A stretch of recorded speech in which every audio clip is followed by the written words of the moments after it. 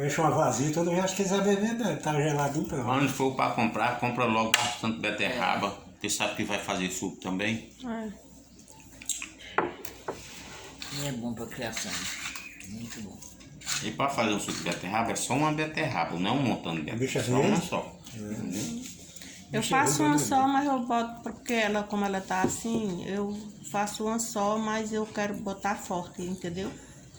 Pra ela tomar, nem que seja 2 vezes no dia, mas que seja bem forte, que é fraquinho demais também, né? Aí é por isso que eu faço mais só pra ela. Tira melhor e feito na hora mesmo. Que é feito na hora, deixando ali, deixando na vasilha, já acaba a vitamina. O melhor é feito na hora.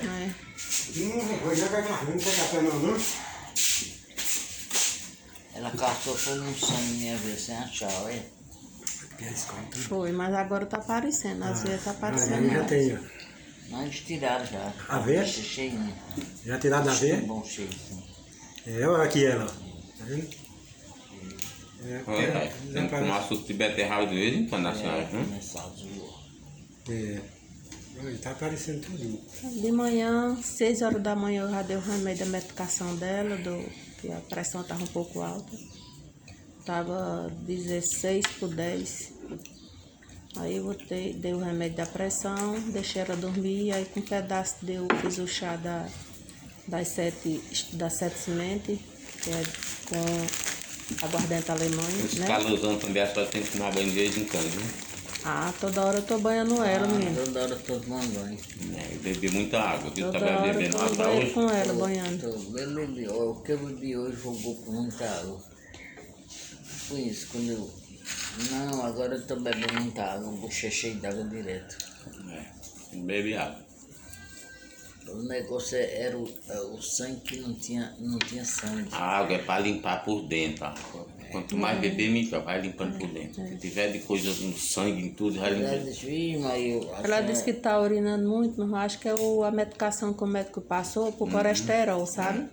Eu acho que pra sair a gordura na urina, sabe? Eu acho que deve ser. Ah, aquilo ali, né, faz ela urinar muito. Esse medicamento também é pra urinar também, esse daí. Propranolol, o hidroclorotiazida e a losartana. E beber muita água também. Quanto mais urinar e beber água, melhor. Vai limpando por dentro. Aí eles caçaram a veia sem achar. Pra tirar sangue. Eu não acredito que eu não tenho sangue. Só a primeira vez, né? A primeira vez isso aí. A primeira vez. Dessa vez agora achou fácil, não foi? Não, agora pro exame deu certo. No instante deu certo. Por quê? Porque enfim, ele suco de beterraba nela. Suco de beterraba. E água muito.